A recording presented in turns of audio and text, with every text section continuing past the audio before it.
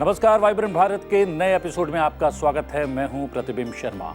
देश के विविध संस्कृति को समेटे आपका अपना कार्यक्रम, जिसमें हम आपके लिए लेकर आते हैं देश के अलग अलग हिस्सों में आयोजित होने वाले ऐसे कार्यक्रम, आयोजन और पर्व जिनके जरिए देश की कला, संस्कृति, साहित्य को और करीब से देखने और जानने का अवसर मिलता है।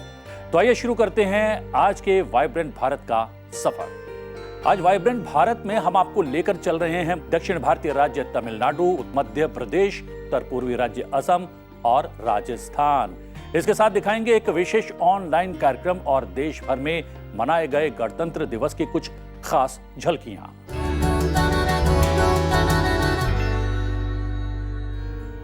वाइब्रेंट भारत में अब आपको लेकर चलते हैं दक्षिण के राज्य तमिलनाडु, जहां हुआ 175वें त्यागराज समारोह का आयोजन।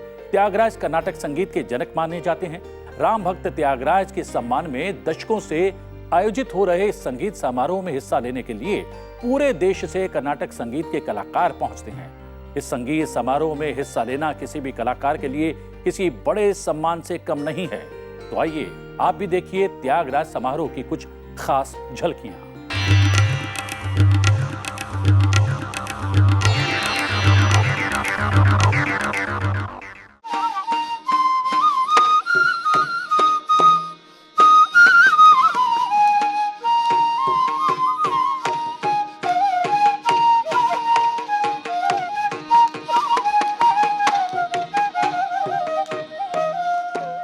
कर्नाटक संगीत के जनक माने जाने वाले संगीतकार त्यागराज की स्मृति में तमिलनाडु के शहर तंजावुर के नजदीक तिरुवयारू में विशेष आराधना महोत्सव का आयोजन होता आया है।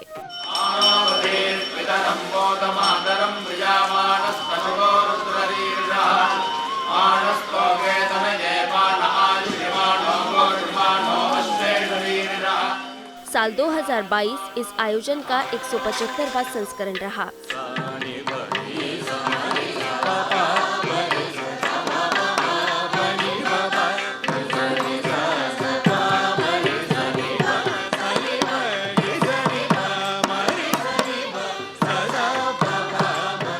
यह आयोजन विशेष रूप से पौष माह में ही आयोजित होता है। किसी एक संगीतकार के सम्मान में इस तरह से कलाकारों का जुटना अपने आप में अनोखा है।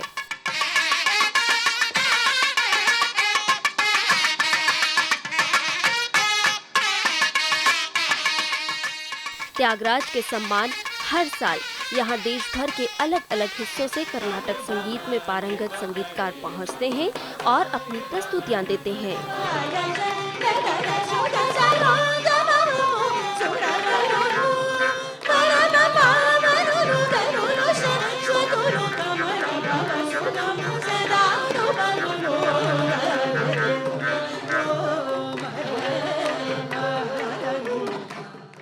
कहा जाता है कि पौष माह की पूर्णिमा के बाद पंचमी तिथि को त्यागराज ने समाधि ग्रहण की थी।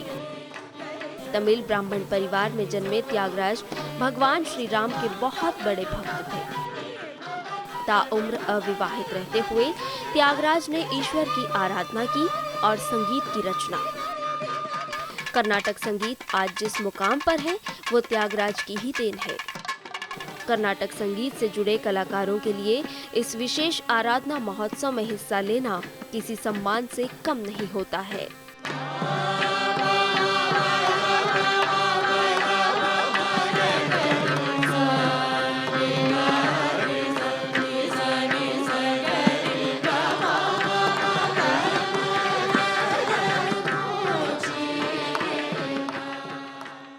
वाइब्रेंट भारत में बात कर लेते हैं मध्य प्रदेश की राजधानी भोपाल की, जहां पर आयोजित हुआ जन योद्धा समारोह। भोपाल हमेशा से ही कलाकारों और कला प्रेमियों का शहर रहा है।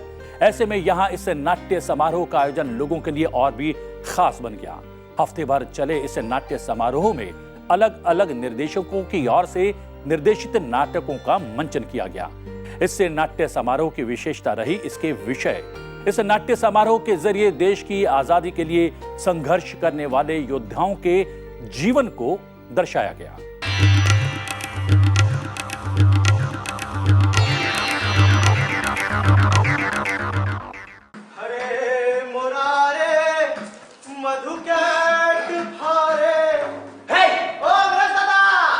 बोलो वंदे मातरम।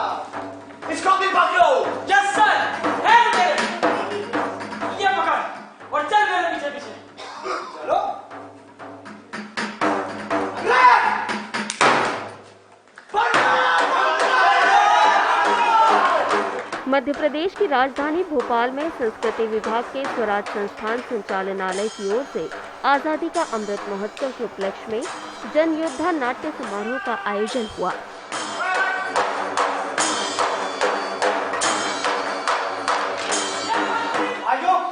ये सारा सामान उठाओ और मठ की तरफ चलो।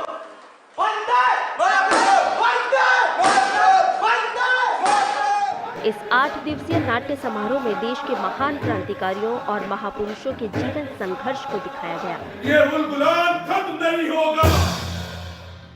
आदिम खून है हमारा, काले लोगों का खून।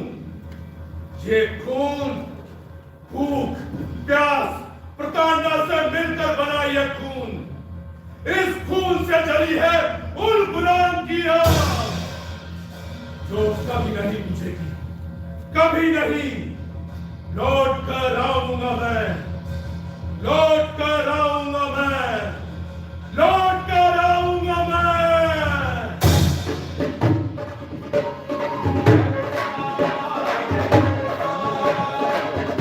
इस नाट्य समारोह की शुरुआत हुई महान जन योद्धा बिरसा मुंडा पर आधारित नाटक के साथ।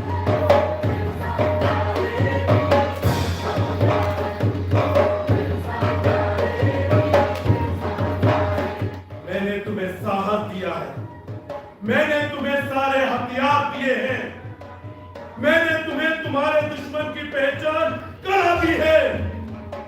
हथियार मत छोड़ना, जीतना तुम्हें है, जीतना तुम्हें है।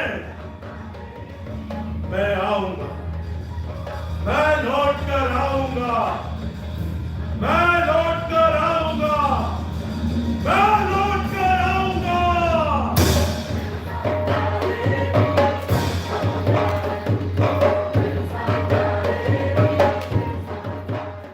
मैं सुभाष बोल रहा हूं। अब हमें अपनी आजादी के लिए अंग्रेजों से कोई भी समझौता नहीं करना है। अभी हमें वर्तमान रणनीति से आजादी नहीं मिली है। अब हम सैन्य शक्ति से आजादी को प्राप्त करेंगे।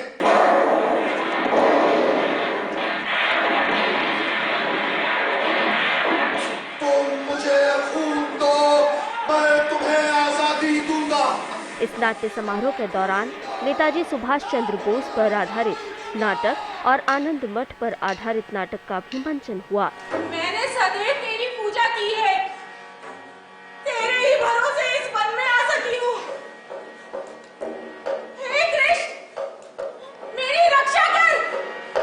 हे माधव, मेरी रक्षा कर माधव।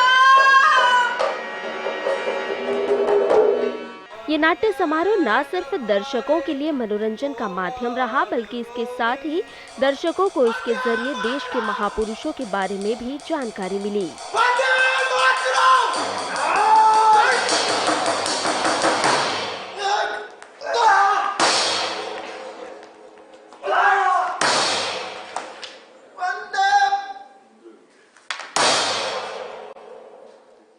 हमारे देश की वाचन परंपरा बेहद समृद्ध रही है। पीढ़ी दर पीढ़ी कहानियां, गीत, संगीत इसी वाचन परंपरा के तहत आगे बढ़ा है और विकसित भी हुआ है। इसी वाचन कला को और नजदीक से समझने के लिए एक विशेष ऑनलाइन कार्यक्रम का आयोजन किया गया। इस ऑनलाइन कार्यक्रम में देश और दुनिया के स्कॉलर्स ने हिस्सा लिया। अभी देखिए इस 2 दिवसीय ऑनलाइन कार्यक्रम की कुछ झलकियां।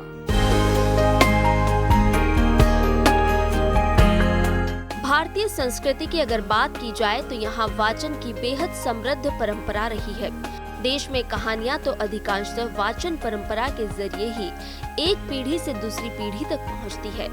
देश की कहानियों को कहकर आगे बढ़ाने की परंपरा पर इंडिका संस्थान की ओर से 2 दिवसीय कार्यक्रम का आयोजन किया गया। And I shared my story here with the help of this prop, the coward.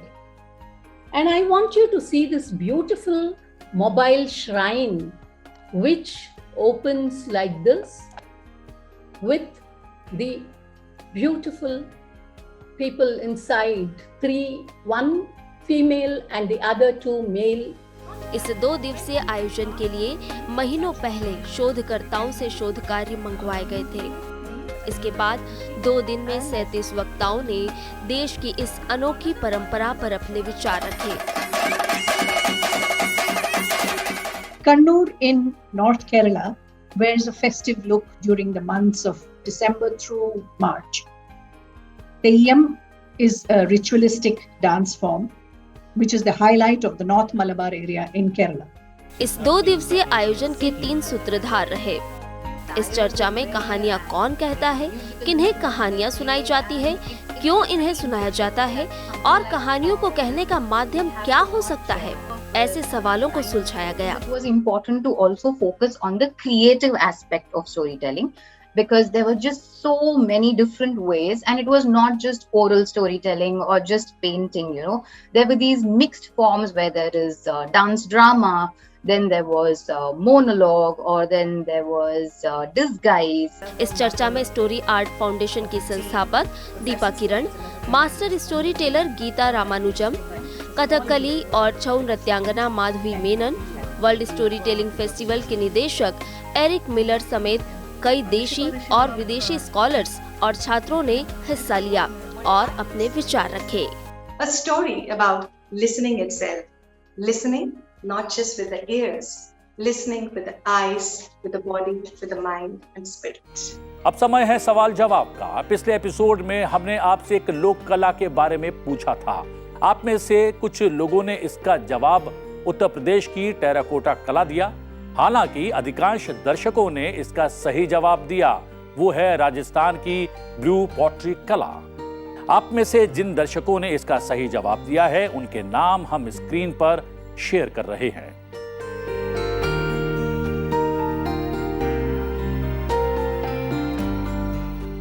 तो आइए जानते हैं अब राजस्थान की ब्लू पॉटरी कला के बारे में।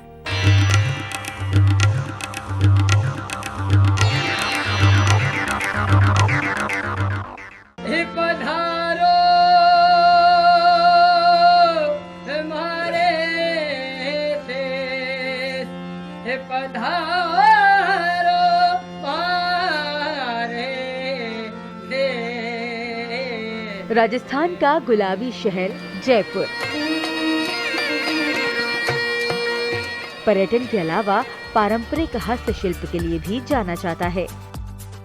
शहर का मुख्य आकर्षण है यहाँ की ब्लू पॉटरी। नीली मिट्टी के इन बर्तनों को जयपुर के स्थानीय बाजार में आसानी से पहचाना जा सकता है। जयपुर की ये पारंपरिक कला देश विदेश में काफी लोकप्रिय है। इन बर्तनों में ज्यादातर पक्षियों और पशु के डिजाइन होते हैं। मुगल दरबार में उपयोग किए जाने वाले बर्तनों की ये खास कला ईरान से लाहौर आई। लाहौर से इसे जयपुर मानसिंह प्रथम लाए थे। वहीं राम सिंह द्वितीय के काल को इस पारंपरिक कला का गोल्डन पीरियड कहा जाता है। ब्लू पॉटरी में परंपरागत रूप से हरे और नीले रंग का प्रयोग किया जाता है। हालांकि समय के बदलाव के साथ पूरी तरह से हाथ से बनाई जाने वाली ब्लू पॉटरी में दूसरे रंगों का भी इस्तेमाल किया जाने लगा है, जिसे खरीदार काफी पसंद कर रहे हैं। और इस सप्ताह के लिए आपका सवाल, आप अपनी स्क्रीन पर जिस कला के रूप को देख रहे हैं, आपको उसका और संबंधित राज्य का नाम बताना है। आप अपना जवाब स्क्रीन पर दिए पते पर भेज सकते हैं। सही जवाब देने वालों के नाम हम अपने अगले एपिसोड में जरूर शेयर करेंगे। इसके अलावा आपके आसपास कोई ऐसा महोत्सव, लोक पर्व या खास आयोजन हो रहा हो जिसमें देश की संस्कृति की झलक मिलती हो, उसकी जानकारी और संबंधित वीडियो हमें मेल करें। अच्छे वीडियोस को हम आपके नाम के साथ अपने कार्यक्रम का हिस्सा बनाएंगे। और चलते चलते आपको छोड़े जा रहे हैं गणतंत्र दिवस की बेहद मनोरम और खूबसूरत झलकियों के साथ। 73वें गणतंत्र दिवस को पूरे देश ने जोश और उत्साह के साथ मनाया। आप भी देखिए इसकी खास झलकियां और मुझे दीजिए आज्ञा। नमस्कार।